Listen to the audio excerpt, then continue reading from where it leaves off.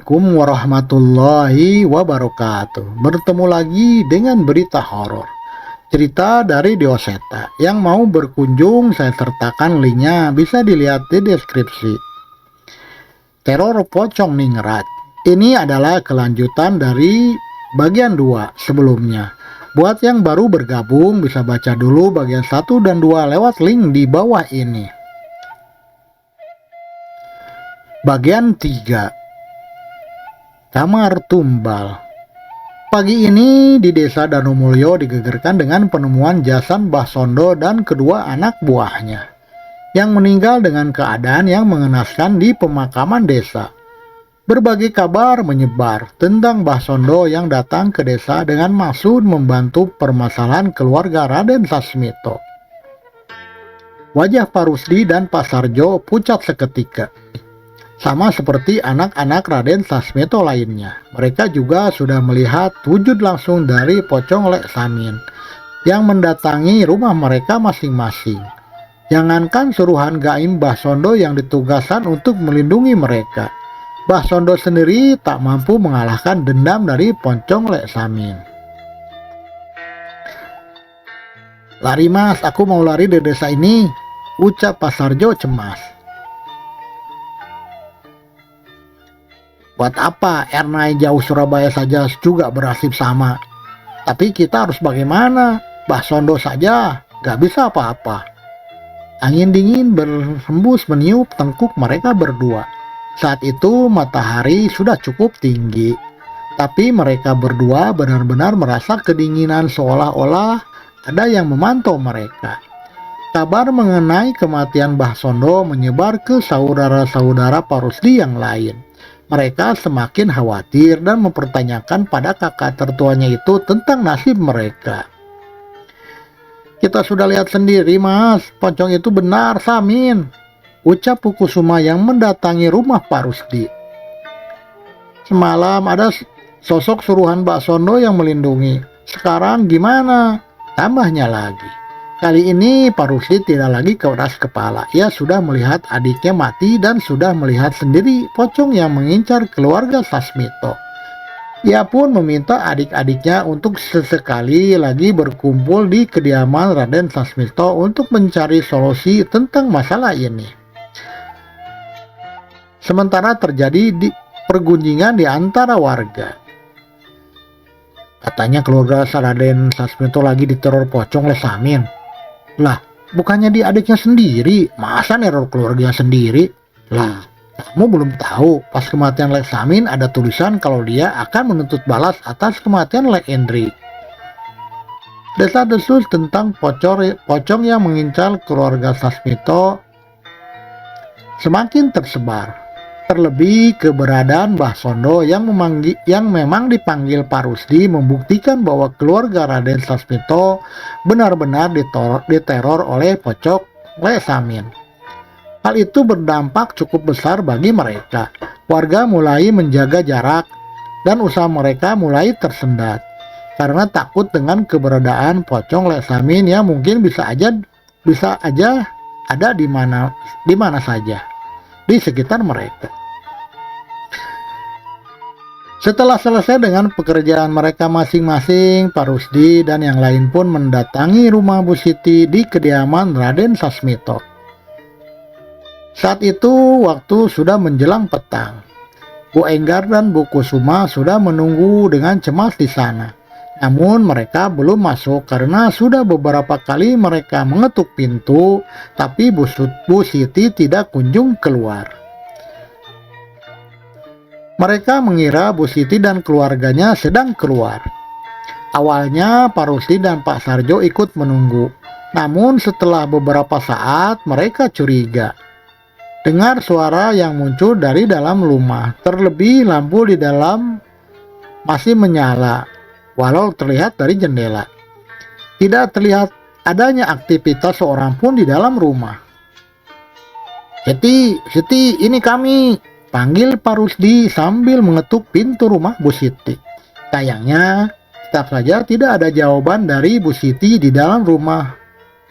Semakin lama mereka menunggu, mereka pun semakin bingung. Terlebih hari sudah semakin mulai malam. Tap, tap, tap, tap. Terdengar suara beberapa warga yang berlari dengan wajah pucat melewati rumah Bu Siti. Pak Rusdi dan yang lain pun berdiri dan mendekati mereka. Mas, kenapa lari-lari sampai kos-kosan gitu? Tanya Bu Enggar. Pak, Bu, mending cepat pergi dari sini. Di sana. Orang itu berusaha mengatur napasnya untuk terus berbicara. Di sana ada pocong. Jangan ngada-ngada kamu, ucap Pak Rusdi. Terserah Pak, mendingan malam gini jangan keluar rumah. Kapok saya, mending Pak Rusdi dan yang lain pulang juga. Balasnya yang segera melanjutkan perjalanannya untuk mengamankan diri. Walau terkesan tak percaya, tapi Pak Rusdi dan yang lainnya sebenarnya pucat mendengar ucapan warga itu. Gimana Mas? Masih mau nungguin Siti?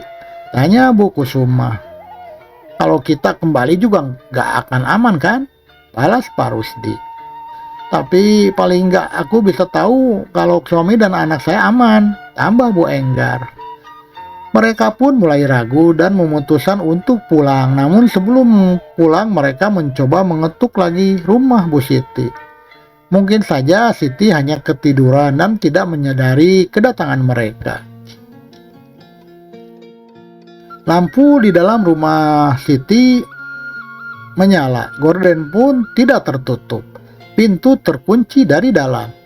Kondisi itu biasanya menandakan bahwa ada orang di dalam rumah. Siti, kamu di rumah ndak? Teriak Bu Kusuma. Ia melongo beberapa kali memastikan bahwa memang tidak ada orang di rumah di rumah. Bu Kusuma pun berbalik dan menjelaskan bahwa sama sekali tidak ada tanda-tanda jawaban. Tapi sebelum mereka memutuskan untuk pergi, tiba-tiba terlihat seseorang dari dalam rumah. Ia berjalan melintasi ruangan. Siti, teriak Bu Kusuma.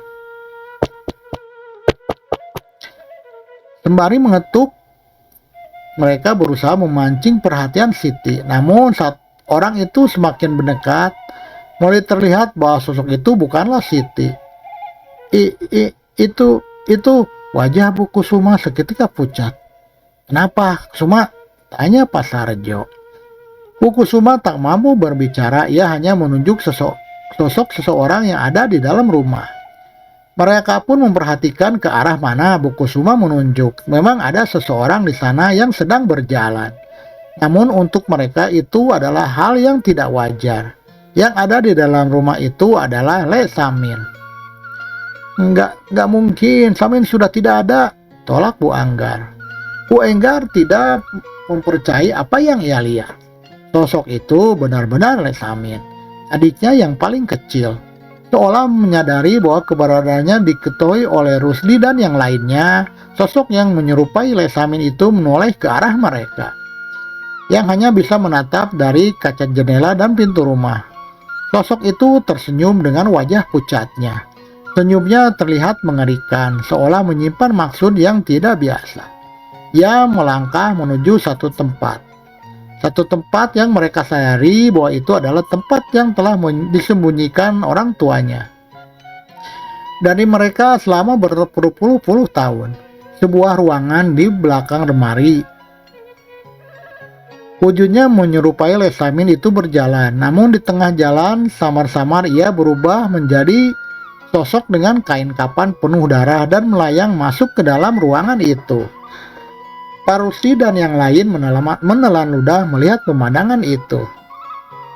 Siti, jangan-jangan Siti. Pak Sarjo mulai khawatir.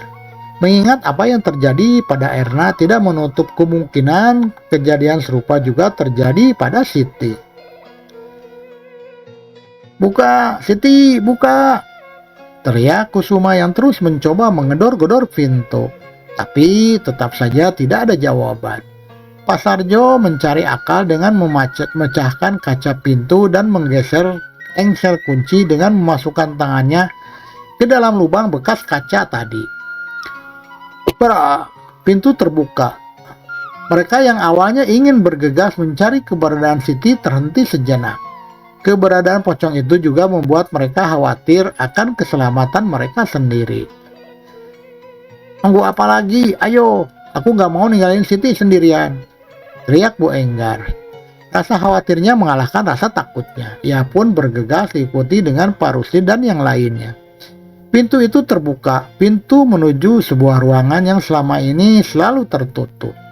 Pak Rusli tahu di sanalah awal mula semua tragedi ini dimulai. Cahaya oranye yang menyala. Mereka ingat itu adalah cahaya dari satu-satunya lampu minyak yang ada di ruangan itu. "Mas, Mbak," terdengar suara seorang perempuan dari dalam ruangan itu. "Siti, itu suara Siti," teriak Pak Sarjo. "Kita mau masuk ke situ lagi?" tanya Bu Kusuma. "Siti ada di sana. Bisa aja dia bernasib kayak Erna kalau kita tinggalin di sana," teriak Bu Enggar. Pak Rusdi menelan ludah. Beberapa bulan sebelumnya dialah yang menemukan ruangan itu berdasarkan petunjuk surat wasiat dari ayahnya, Raden Sasmito. Ia sama sekali tidak menyangka akan memasuki ruangan itu lagi secepat ini. Ada lorong pendek yang memisahkan ruangan tengah dengan ruangan tersembunyi itu. Mereka berjalan mengikuti arah cahaya yang menyala dan mendapati ruangan yang sangat kotor dan berdebu dan penuh dengan barang-barang kuno dan aneh. Ada topeng hitam dengan hiasan berbulu, tulang kerbau hingga patung-patung kayu yang bila semakin diperhatikan semakin mengerikan. Dan yang mereka cari ada di sana. Siti menatap mereka sembari tersenyum sementara anak dan suaminya terbaring tak jauh dari dirinya. "Sini, Mbak, sini," panggil Bu Siti. Dia melambaikan tangannya memanggil kakak-kakaknya itu. "Siti, mereka kenapa? Ayo keluar, biar mereka digotong sama Mas Sarjo dan Mas Rusdi," balas Bu Kusuma. "Sini, Mbak." Siti tetap memanggil-manggil kakaknya itu. Bu Enggar yang tidak sabar ingin segera mendekat dan membawa Siti keluar. Tapi tiba-tiba Pak Sarjo menarik Bu Enggar, meralangnya untuk mendekat. Jangan kati dia," teriak Pak Sarjo. Bu Enggar kaget. Ia ingin mempertanyakan kenapa. Namun tanpa perlu dijelaskan, Bu Enggar pun segera menyadari keanehan dari adiknya itu. Mata Bu Siti menghitam, kulit wajahnya lebih pucat dari biasanya. Kamu bukan Siti," tolak Pak Rusdi.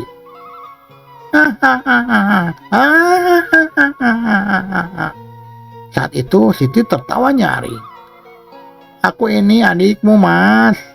Jelas seketika mereka berempat bergidik ngeri melihat keadaan Siti. "Siti, sadar Siti," teriak Pak Rusdi. Namun ia tidak berani mendekat. Bersama dengan itu, tiba-tiba benda-benda di ruang itu mulai berjatuhan. Ada sebuah guci seukuran pinggang manusia di tengah ruangan itu. Tanpa adanya sentuhan, tiba-tiba guci itu terjatuh dan pecah. Dari guci itu terjatuh sebuah foto dan buhul yang terbuat dari kain kapan, tanah, dan gumpalan rambut. Itu adalah foto Indri, istri dari Leksamin. Mereka tahu dengan pasti benda-benda itu karena merekalah yang meletakkan benda itu di guci. Setelah sama-sama bersepakat, mereka menelan ludah melihat pemandangan itu. Tatapan mata Siti berubah menjadi geram. Ada amarah dan dendam pada keempat kakaknya itu. "Kalian membunuh Indri, kalian mengorbankan Indri, kalian bertanggung jawab atas nyawa Indri." Siti berucap dengan suara yang berbeda. Bau busuk menyelimuti ruangan itu. Samar-samar dari belakangnya terlihat sosok pocong berwarna hitam. Mereka mengenal dengan jelas bahwa wajah di pocong itu adalah wajah adiknya yang paling kecil, Leksamin. Di tengah ketakutannya, tiba-tiba sebuah guci yang lebih kecil yang terletak di ruangan tiba-tiba terjatuh. Ada beberapa lembar foto bungkusan kapan kecil yang berisi benda yang sama. Dan jumlahnya ada 9. Itu semua adalah foto dari semua anak-anak Raden Sasmito. Jangan, Pak Rusdi melihat benda itu. Itu adalah hal yang sama seperti yang ia lakukan pada Indri. Ia segera membayangkan apabila apa yang terjadi pada Indri juga terjadi pada dirinya.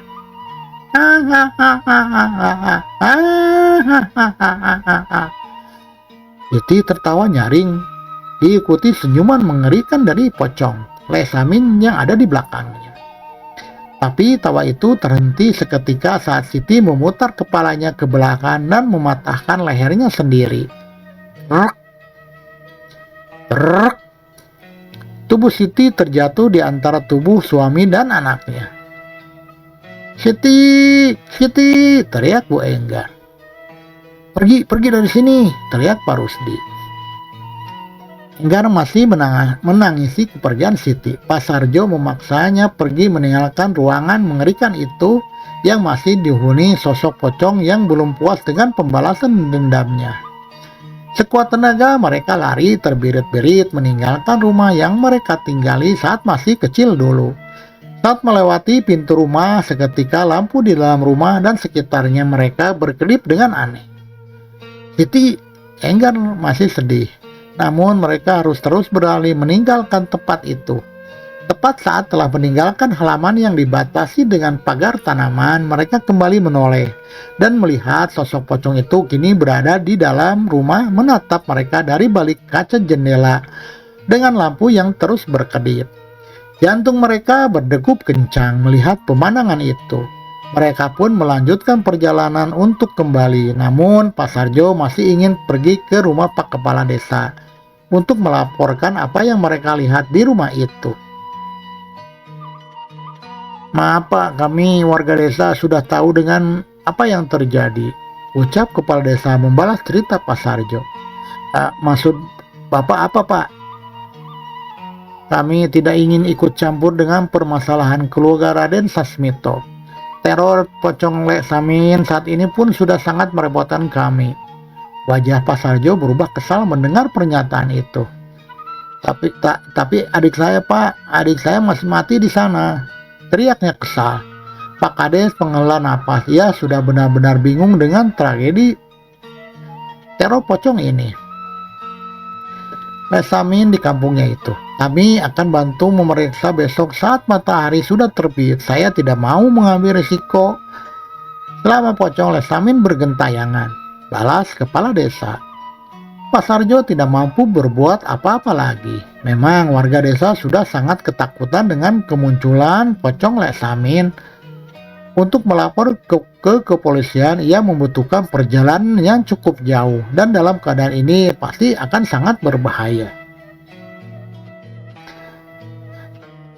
Ya sudah Pak, saya minta tolong bantuan saja besok Pak. Tolong bantu kami memakamkan jasad adik saya Siti dengan layak, ucapnya. Pasti Pak, kalau untuk membantu memakamkan, kami warga desa pasti akan membantu. Tapi bila harus ikut berurusan dengan pocong itu, kami angkat tangan, jawabnya. Pak Sarjo pun pergi dengan wajah sedih. Ia mengingat bagaimana Siti mati di depan matanya. Namun dalam hati yang terdalam ia sedikit menyesal. Mengapa ia tidak bersedih dan menyesal seperti ini saat kematian Samin? Saat itu juga ia merasa dirinya benar-benar jahat. Air matanya menetes mengingat apa yang telah ia perbuat. Maafin Mas Yamin, ucapnya dalam perjalanan pulang. Pak Sarjo kembali menuju rumahnya. Sesampai di rumah, ia melihat lampu rumah sudah menyala dan ia menyaksikan istri dan anaknya sedang ramai di rumah menonton televisi. Ia tersenyum sedikit, bersyukur masih bisa merasakan bahagia bersama keluarganya. Tapi belum sempat ia memasuki rumah, ia merasakan ada yang memperhatikan dari belakang. Kamu di situ kan Min? Ucap Pak Sarjo yang benar-benar merasakan kehadiran pocong Lesamin. Sekarang Mas mengerti seberapa besar dendammu. Mas benar-benar menyesal dan minta maaf. Jika kamu mau bermurah hati, balaskan saja dendammu pada Mas. Tapi tolong lepaskan anak-anak dan kakak iparmu itu. Mendengar ucapan itu, sosok pocong di belakang Pak Sarjo menatap dengan kesal. Baginya ucapannya sangat tidak masuk akal. Kakaknya Sarjo ingin ia mengampuni keluarganya, sementara mereka tidak ingat bagaimana mereka menyiksa istrinya yaitu Indri sampai mati dengan mengenaskan. Selesai, bersambung ke bagian 4, yaitu Keraton Gaib. Terus ikuti channel Berita Horor dan ikuti bagaimana kelanjutannya. Akhirnya akan terungkap adanya persekutuan dengan setan di Istana Gaib. Jangan lupa subscribe, share, komen, dan nyalakan tanda loncengnya supaya tidak ketinggalan cerita dari Berita Horor. Sehat selalu dan berkah. Wassalamualaikum warahmatullahi wabarakatuh.